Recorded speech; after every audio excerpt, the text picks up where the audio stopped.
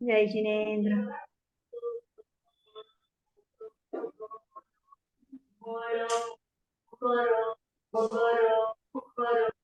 गुप्ता जी।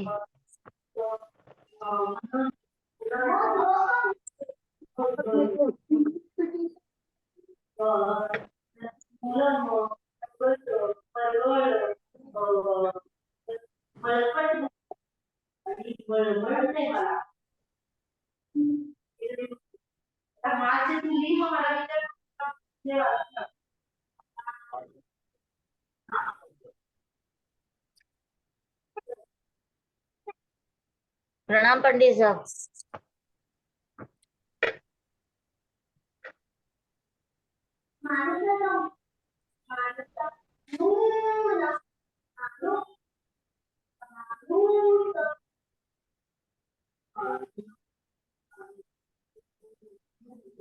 जिनवाणी विराजमान कर,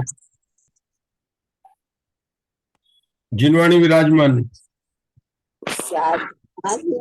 शत द्रव्य गुण करियाय और कर्म के कन बंका और कर्म के अवधान कर स्वरूप यथार्थ जगना जो करे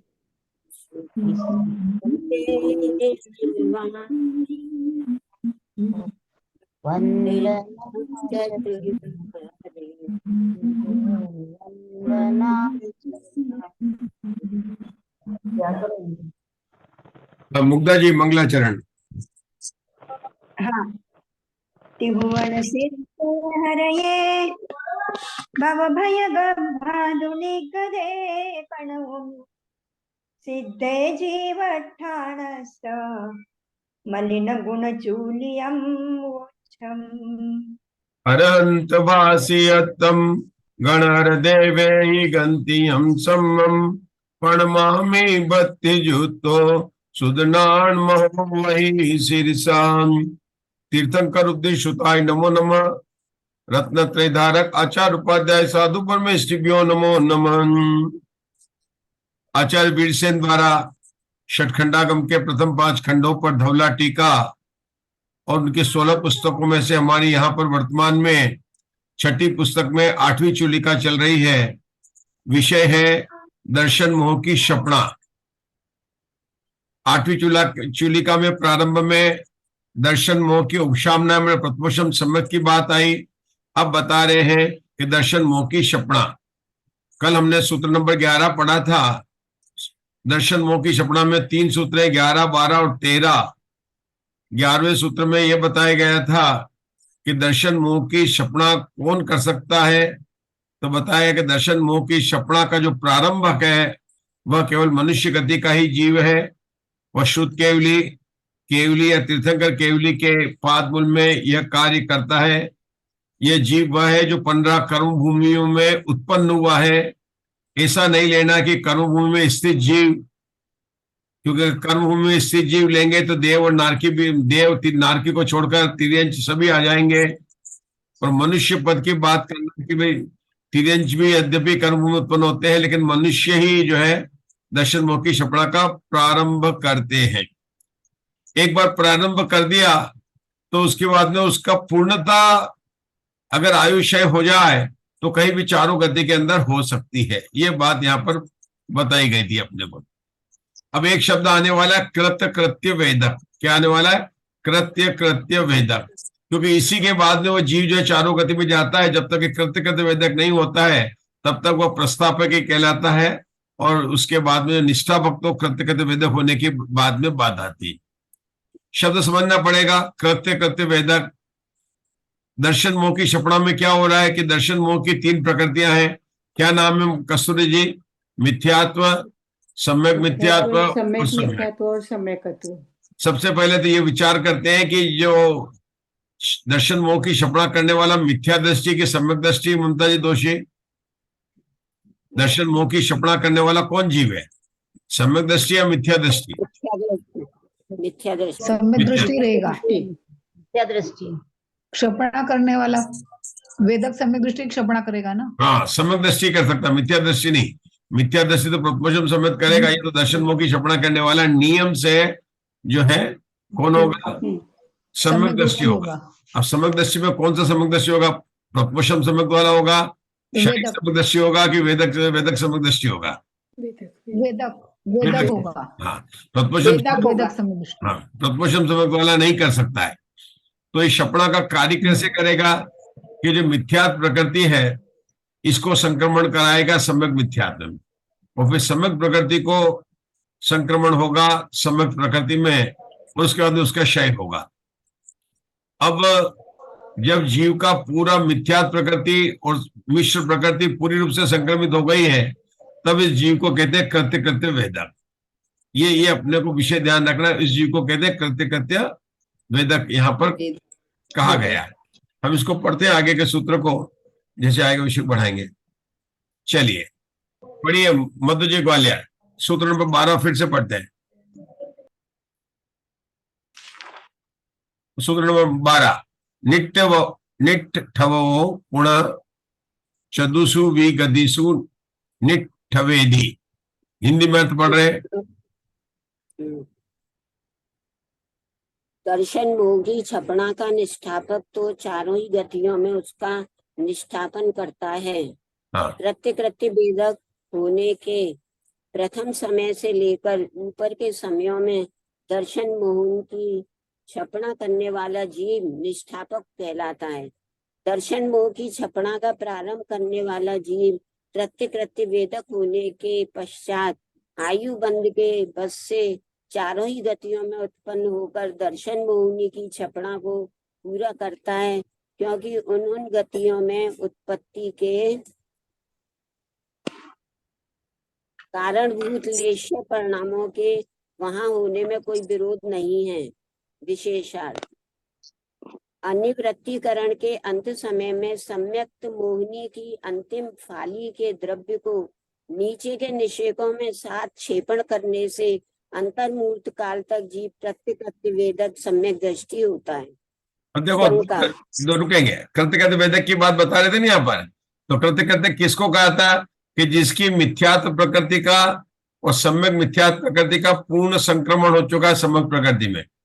अब दूसरी तरह से यहाँ का विषय होता है कि जिस समय सम्यक मिथ्यात्व का हो गया, सम्यक मिथ्यात्व का जिस समय पूर्ण संक्रमण होता है उस समय उसका अंतर जो पूरा कांडक था वो कांडक का भी अंतिम फाली गिरती है, और इसके बाद में अब इसका कांडक नहीं होगा, एक एक निश्चय करके खिलेंगे। ये बात यहाँ पर अपन जब विशेष करेंगे तब बताएंगे। कृत्य वेदक में क्या होगा, इसका एक एक निश्चय करके खिलेगा। उसके पहले इसमें सम्यक प्रकृति का भी कांडक चल रहा था। तो ये सब बातें बताने वाले हैं यहाँ पर। अब आगे अब जो शंका आएगी, शंकाकार पूछता है कि आप यहाँ पर तीनों करण की बात क्यों नहीं कर रहे हैं, पूरा विधान क्यों नहीं कह रहे हैं? तो उसकी बात को पढ़ने जा रहे हैं अशोका जी। पढ़िए अशोका जी। जरा वापस जरा अनुतिकरण के बोलेंगे सर। हाँ, मैं बोल रहा हूं कि यहाँ पर जो बताया गया है ये आप इसकी बात कर रहे हैं कि अभी शंका पढ़ी नहीं हमने, आप पढ़ो तो। हाँ, ये विषय अनुतिकरण के अंत समय में सम्यक मोह की अंतिम फाली के द्रव्य को नीचे निषेकों में साथ क्षेपण करने वाले अंतर्मुख तक जीव कृत्य कृत्य वेदक सम्यक दृष्टि होता है। ये अनुतिकरण कैसे आया कि ये जो दर्शन मोह की क्षपणा करता है इसमें भी 3 करण होते हैं। जैसे प्रथमोषम सम्यक की क्षपणा में 3 करण होते हैं, ऐसे दर्शन मोह की क्षपणा में भी 3 करण होते हैं। एक बात और विशेष है कि दर्शन मोह की क्षपणा के पहले अनंतानुबंधी की विसर्जना करता, उसमें भी 3 करण होते हैं। उनके नाम भाई अदाकरण, अपूर्वकरण, निवृत्तिकरण के प्रोसेस है। मतलब आपका प्रोसेस कोई भी हो, जिसे गर्म करना एक विधि है, प्रोसेस है। दूध को गर्म करो, चाय को गर्म करो, पानी को गर्म करो, किसी गर्म को गर्म करना, छानना है। दूध को छानो, किसी को भी छानो, फिल्ट्रेशन प्रोसेस है। अदाकरण, अपूर्वकरण, अनिवृत्तिकरण एक प्रोसेस है जिसके कारण ये मोक्ष मार्ग में कार्य होते हैं। और ऐसे कम से कम कई जगह जो है 3 करण होते हैं। चूंकि जब विषय आया है तो बता ही देते हैं। सबसे पहले तो प्रथमोषम की सम्यक की प्राप्ति में 3 करण होते हैं। उसके बाद में अनंतानुबंधी की विसंयोजना में 3 करण होते हैं, उसके बाद में दर्शन मोक्षी क्षपणा में 3 करण होते हैं। 3 हो गए। चौथा द्वितीयोपशम सम्यक की प्राप्ति में 3 करण होते हैं। कितने हो गए? 3 और चौथा हो गया ना, 3 और 4 हो गए। पांचवा, ये जो अपन उपशम श्रेणी चढ़ते हैं ना, तो वहां पर चारित्रमोह की 21 प्रकृति के उपशमना में 3 करण होते हैं। छठा, शपक श्रेणी में भी 3 करण होते हैं। मतलब 6 स्थान हमने बताए 3 करण के। कौन से होते हैं? 6 स्थानों पर 3 करण होते हैं। नाम ये का यही है। अभी अपनी जो चर्चा चल रही है वो दर्शन मुखी क्षपणा चल रही है, उसमें अनिवृत्तिकरण का नाम है कि जब भी जीव अनिवृत्तिकरण में आया और अभी कैसी स्थिति बनी कि इसकी स्थिति बन गई कि इसके सत्ता में जो पहले मिथ्या थे उसका पूरा संक्रमण हो चुका है, सम्यक मिथ्या का भी संक्रमण हो गया और केवल अब सम्यक प्रकृति बची है।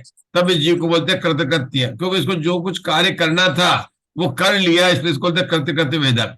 और ये होता है अनिवृत्तिकरण के समय में। जब ये होता है तो उस समय उसकी जो कांडक घात चल रहा था उसकी अंतर्मुख जो फाली जो नीचे मिल जाते हैं, अंत समय समग्र मोह की अंतिम फाली के द्रव्य को नीचे के साथ में क्षेपण करने से अंतर्मुख काल तक जीव कृतकृत्य सम्यक दृष्टि होता है।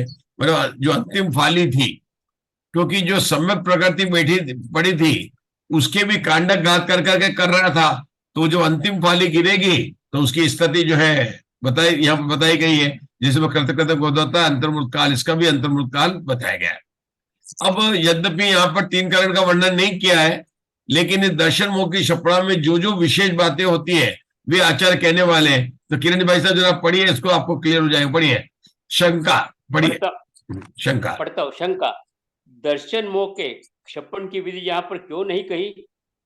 समाधान नहीं, क्योंकि प्रथमोपरि सम्यक को उत्पन्न करने वाली विधि से तीनों करण आदि क्रियाओं के साथ दर्शन मोह की क्षपण विधि का कोई भेद नहीं है, इसलिए उससे ही दर्शन मोह की क्षपण विधि का ज्ञान हो जाता है। अतएव वो प्ररूपित ही की गई है और जो कुछ विशेषता है वह भी व्याख्यान से जान ली जाती है। इसलिए दर्शन मोह की क्षपणा संबंधी विशेषता की वर्णना की जाती है, वह इस प्रकार है। रुकेंगे, मतलब यहाँ पर अलग अलग, जैसे दर्शन मोह की उपशमना में अधकरण अपूर्वकरण निवृत्तिकरण किया था और उनका 2 प्रकार से वर्णन किया था। एक बताया था परिणामों की विशुद्धि को लेकर, जैसे अधकरण बताया था अनुप्रस्थ रचना होती है, अपूर्वकरण में जो है कोई 4 बातें और शुरू हो जाती है। मतलब ये सब बातें वहां पर आ चुकी है अपनी वहां पर अंगसंदर्शी, उसको यहाँ पर वर्णन नहीं करेंगे। यहाँ तो केवल ये बताएंगे जो विशेष बातें हैं किसके दर्शन मोह की क्षपणा का, उसका हमें पूरा ज्ञान यहाँ पर कराया जाएगा। हम धीरे धीरे पढ़ेंगे। ये करीबन 8-9 पेज का एक प्रकरण है, इसमें काफी मतलब हमको नई जानकारी मिलने वाली है। हाँ पढ़िए किरण भाई। दर्शन मोह की दर्शन मोह का क्षपण करता हुआ जीव सर्वप्रथम अधप्रवृत्तकरण, अपूर्वकरण और अनिवृत्तिकरण इन तीनों करणों को करके अनंतानुबंधी चतुष्क का विसर्जन करता है। रुकेंगे, क्या बताएं किरण भाई साहब कि जो दर्शन मोह की क्षपणा करता है वो कभी कर सकता है जिसकी अनंतानुबंधी की विसर्जना हो गई। अब अनंतानुबंधी की विसर्जना क्या होती है? अनंतानुबंधी कषाय किसे कहते हैं? क्रोध मान माया लोभ, ये 4 है अनंतानुबंधी कषाय है। इनका जब प्रथमोपशम समाप्त हुआ था तब इसका अप्रशस्त उपशम हुआ था और ये भी सत्ता में पड़ी हुई है। इसका जो सत्ता से इसका जो क्षय होता है ये पर प्रकृति रूप संक्रमण होता है। अप्रत्याख्यान प्रत्याख्यान संजना आदि कषायों में इसका संक्रमण हो जाता है और इस संक्रमण को कहते हैं विसंयोजना कहते हैं। विसंयोजना विशेष प्रकार, भी उपसर्ग है, सम भी उपचर है। विशेष प्रकार से और सम्यक प्रकार से ऐसी योजना बनाई कि अनंतानुबंधी की जो सारा का सारा जो द्रव्य है वह किसमें कन्वर्ट हो जाए, या तो अप्रत्याख्यान वर्णी या प्रत्याख्यान वर्णी या संजलन में कन्वर्ट हो जाए। इस प्रोसेस को कहते हैं विसंयोजना। ये विसंयोजना में भी 3 करण होते हैं जिनके नाम वही है, अधकरण अपूर्वकरण और अनिवृत्तिकरण कहते हैं। हम उसको आगे पढ़ रहे हैं, उसी को पहले बताते हैं, क्योंकि इसके बिना दर्शन मोह की क्षपणा नहीं करेंगे। दर्शन मोह की क्षपणा में पुनः 3 करण होंगे। अभी जो बात कर रहे हैं किरण भाई साहब पढ़ेंगे, वो पढ़ेंगे अनंतानुबंधी की विसर्जना वाली बात पढ़ेंगे। चलिए, इन करणों का लक्षण वापस इन करणों का लक्षण जिस प्रकार प्रथमोपसम्यक की उत्पत्ति में तीनों करणों के लक्षण कहे उसी प्रकार यहाँ निरूपण करना चाहिए। अधप्रवृत्त करण में स्थितिघात, अनुभागघात, गुण श्रेणी और गुण संक्रमण नहीं होता है। अधप्रवृत्त करण के करण में स्थितिघात, अनुभागघात, गुण श्रेणी व गुण संक्रमण नहीं होता है। केवल अनंत गुण विशुद्ध से विशुद्ध होता हुआ अधप्रवृत्तकरण के अंतिम समय तक चला जाता है। केवल विशेषता यह है कि अन्य स्थिति को बांधता हुआ पहले स्थिति की अपेक्षा पल्लवपंप के अक्षरता भाग से हीन स्थिति को बांधता है। इस अधप्रवृत्तकरण के प्रथम समय में होने वाले स्थितिबंध से अंतिम समय में होने वाला स्थितिबंध संख्यात गुणाहीन होता है। रुकेंगे, इसकी बात चल रही है, अनंतानुबंधी की विसर्जना चल रही है और इसके अंदर बात कर रहे हैं अधप्रवृत्तकरण की। अधकरण हो रहा पहले अनंतानुबंधी की विसर्जना। अनंतानुबंधी की विसर्जना मतलब अनंतानुबंधी प्रकृतियों को अन्य प्रकृतियों में संक्रमण करना। ये प्रोसेस में भी अधकरण हो रहा, अपूर्वकरण निवृत्तिकरण कह रहा। तो अधकरण में इन्होंने बताया कि यहाँ पर क्या कार्य होते हैं। तो पहले उन्होंने बताया क्या कार्य नहीं होते हैं। तो क्या कार्य नहीं होते हैं? स्थिति कांडक घात नहीं होता है, अनुभाग कांडक घात नहीं होता है, गुण श्रेणी नहीं बनती और गुण संक्रमण नहीं होता है। तो फिर प्रश्न है कि क्या कार्य होता है कि प्रति समय इसकी अनंत विशुद्धि बढ़ती है। और सिर्फ यहाँ बोला कि यहाँ पर स्थिति बंधापसरण होता है। स्थिति बंधापसरण मतलब जो नया बंध बन रहा है उसमें स्थिति बंधापसरण होता है। कितना होता है कि पल्ले का असंख्यात भाग घट घट कर बनता है। जैसे अनंतावंदी 40 कोड़ा कोड़ी सागर वाली स्थिति, लेकिन जब अंत कोड़ा कोड़ी लेना है क्योंकि प्रायोगिक उपलब्धि में सारी प्रकृतियों की स्थिति अंत कोड़ा कोड़ी सागर थी, तो वो क्या होगा, वो घटकर क्या होगा, पल्ले के असंख्यात भाग घटेगी, फिर अंतर्मूर्तक उतनी बंधेगी, फिर पल्ले के असंख्यात भाग बंधेगी, फिर जो घटी हुई स्थिति वो फिर लगातार अंतर्मूर्तक बंधेगी। इस तरह से बनती जाएगी। तो कहते हैं अधकरण के जो प्रथम समय में जो स्थिति बंध है वो जो अंतिम समय में उसका स्थिति बंध कम हो जाएगा। तो ये लगातार जितना अर्धप्रवृत्तकरण अधकरण का काल है उतने काल तक लगातार इसमें स्थिति बंधापसरण हो रहे हैं और स्थिति बंध का बंद मतलब घट घट के बंद हो रही है। ये बात उन्होंने बताया। पल्योपम के संख्यात भाग स्थिति बंध को बांधता है। इस अधप्रवृत्तकरण के प्रथम समय होने वाले स्थिति बंध से अंतिम समय होने वाले स्थिति बंध संख्यात गुणाहीन है। ये बात बता दी। अब नेक्स्ट पॉइंट अपूर्वकरण के पढ़िए किरण जी। अब नेक्स्ट प्रथम अपूर्वकरण के प्रथम समय में पूर्व स्थिति बंध से पल्लवपंप के संख्यात भाग के हीन अन्य स्थिति बंध होता है। उसी समय में आयु कर्म को छोड़कर शेष कर्मों के पल्लवपंप के संख्यात भाग मात्र आयाम वाले अथवा सागरोपम पृथकत्व आयाम वाले स्थिति कांडों को आरंभ करता है तथा उसी समय में अप्रशस्त कर्मों के अनुभाग के अनंत बहुभाग मात्र अनुभागाकार करके आरंभ करता है। उसी समय में अनंतानुबंधी कषायों का गुण संक्रमण भी आरंभ करता है। रुकेंगे, इस प्रकार है। तो अभी यहाँ पर जो बताया ना, ये आपने 1 2 3 4 5 और 6 लाइन बताई है, इसमें पढ़ा। और मुग्धा जी जब अपन ने अधकरण का पढ़ा था ना, ये प्रपोशन समय पढ़ा था, तो उसके और इसमें क्या अंतर आया?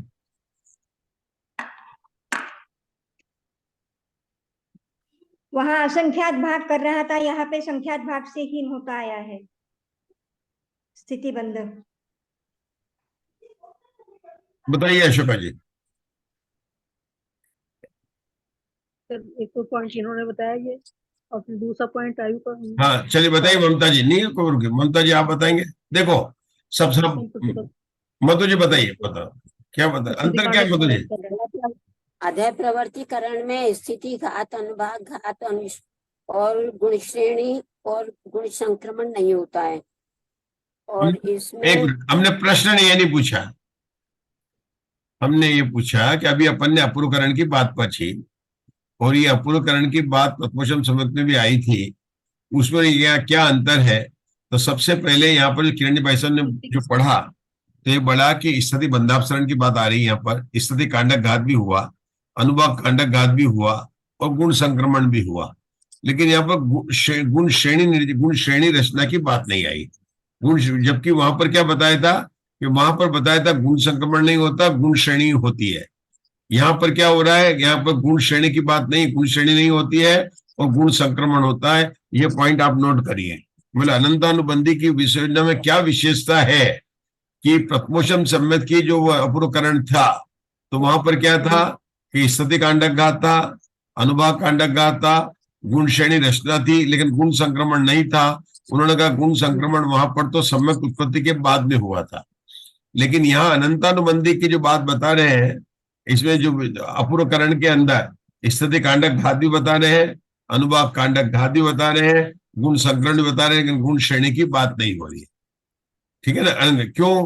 क्योंकि यहाँ पर मतलब बात जो है ना, अभी इसको संक्रमण करना है, तो उन्होंने गुण यहाँ पर उन अनंतानुविध प्रकृतियों को गुणाकार रूप से संक्रमण करना है, इसलिए गुण संक्रमण के विधान की यहाँ पर बात बताई है, गुण श्रेणी की यहाँ पर बात नहीं आई है।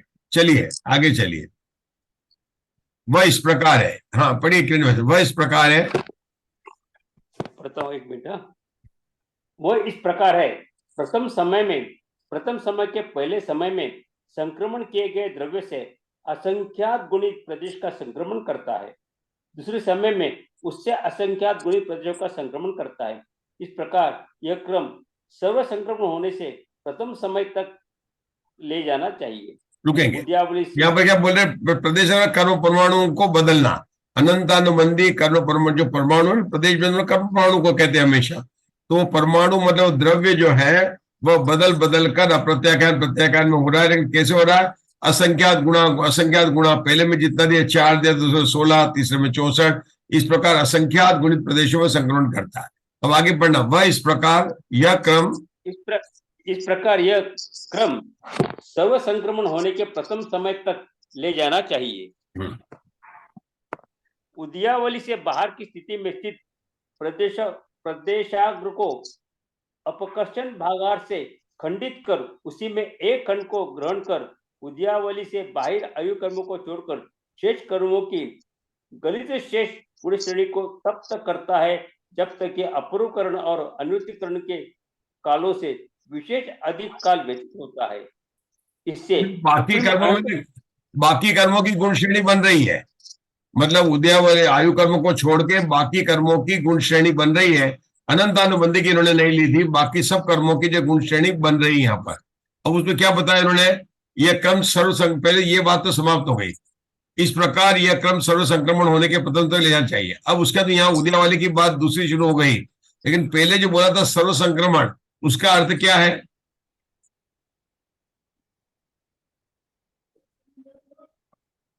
कि जो यहाँ पर जो कांडक घात वगैरह हो रहे थे, ठीक है ना, वो सब सर्व अंतिम फाली जो गिरी वो पूरी की पूरी गिर गई, तो उसको बोले कि सर्व संक्रमण।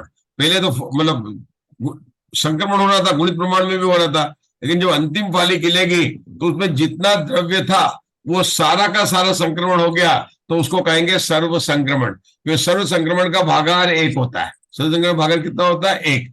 जैसे 15 परमाणु है और 15 परमाणु का संक्रमण हो गया तो 15/15 कितना हो जाएगा? संक्रमण भागाहार 1 हो जाएगा। लेकिन 15 में से अगर 5 हुए तो कितना होगा? 1/3 गए, ऐसा मतलब। लेकिन सर्व संक्रमण अंतिम पाली में जो नाम ही उसका अंतिम पाली है, तो जितना उसमें द्रव्य था वो पूरा का पूरा कन्वर्ट हो गया। ये बात तो उन्होंने बता दी। अब बता रहे आगे के बाकी कर्मों में आयु कर्मों को छोड़कर बाकी सब कर्मों में जो क्या होती है? गुण श्रेणी बनती है। लेकिन यह विशेषता क्या आ गई?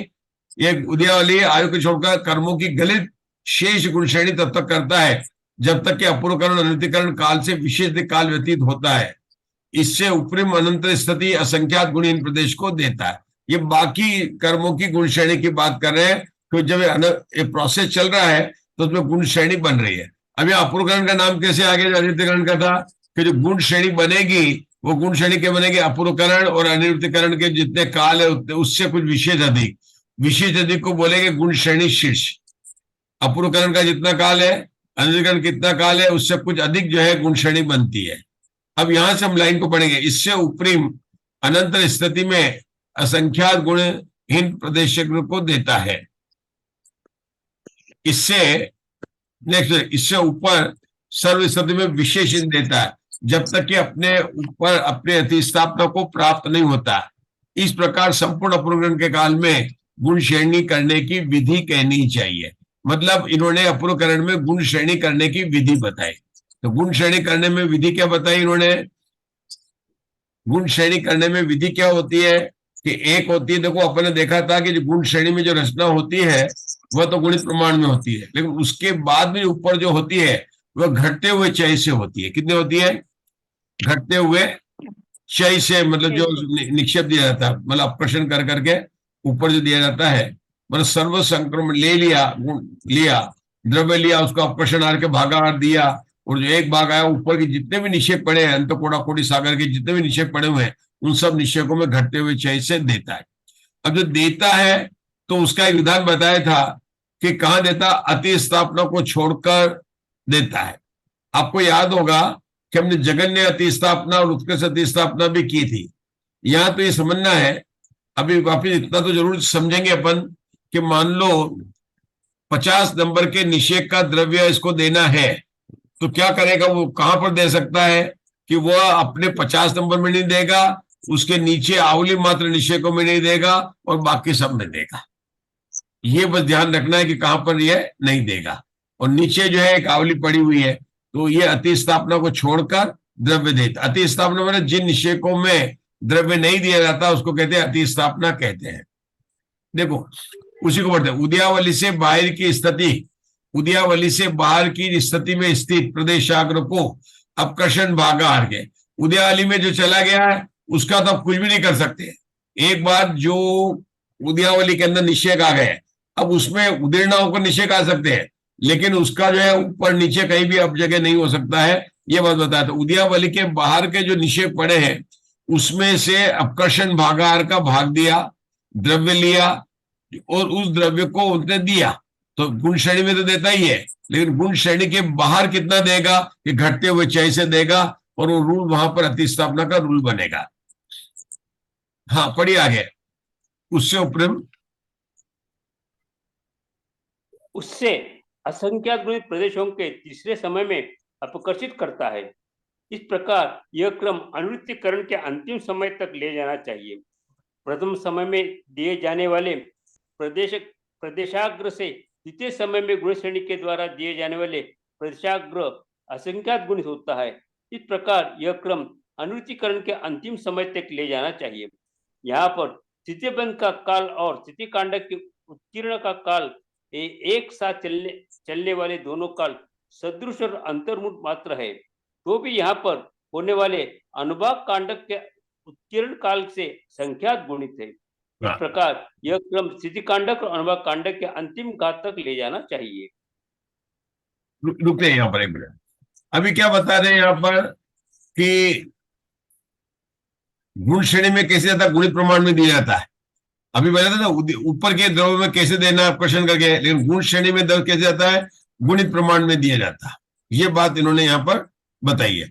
आगे क्या बात बताई है कि इस समय जो स्थिति कांडक घात और अनुभाग कांडक घात चल रहे हैं, तो उन सबका काल, मतलब स्थिति कांडक घात का काल, स्थिति बंधापसरण का काल, ये तो होता है मतलब एक ही अंतर्मुद्ध होता है। और अनुभाग कांडक क्या होता है कि जितने काल में एक स्थिति कांडक घात होता है उतने काल में कई अनुभाग कांडक घात हो जाते हैं। ये बात उन्होंने यहाँ पर बताई कि अनुभाग कांडक घात वगैरह सभी में चल रहे हैं, तो इन्होंने बताया यहाँ पर।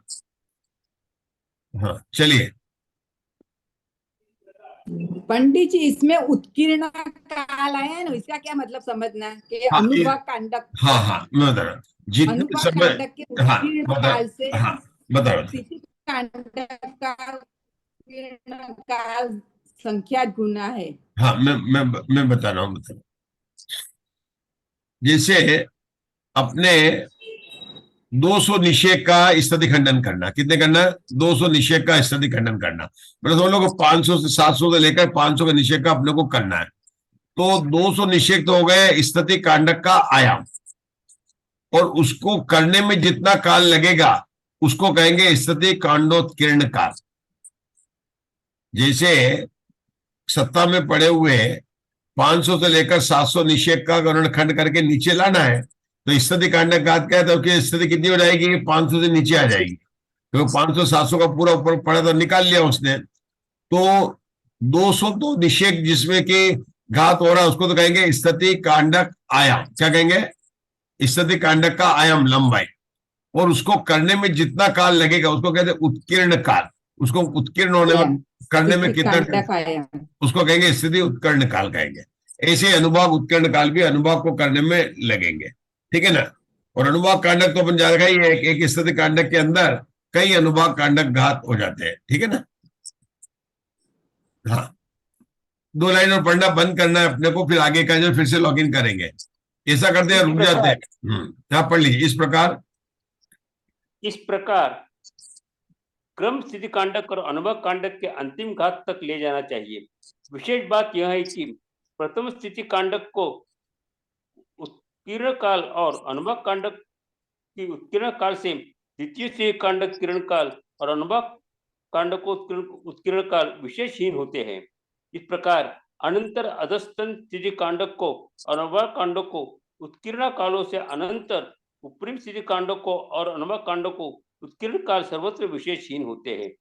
इस प्रकार उपर्युक्त विधान से अपरोकरण का काल समाप्त हुआ। रुकेंगे यहाँ पर एक बस रुके, अब रुकेंगे, अपने को लॉग आउट करना। यहाँ क्या बताया कि पहले जो इस अनुभव कांड का घात है, पहले स्थिति कांड का घात है, क्रमशः दूसरे वाले का घटता जाएगा, मतलब घटता रहेगा। काल भी जो अंतर्मुख तो रहेगा, लेकिन काल जो है उसका घटता जाएगा।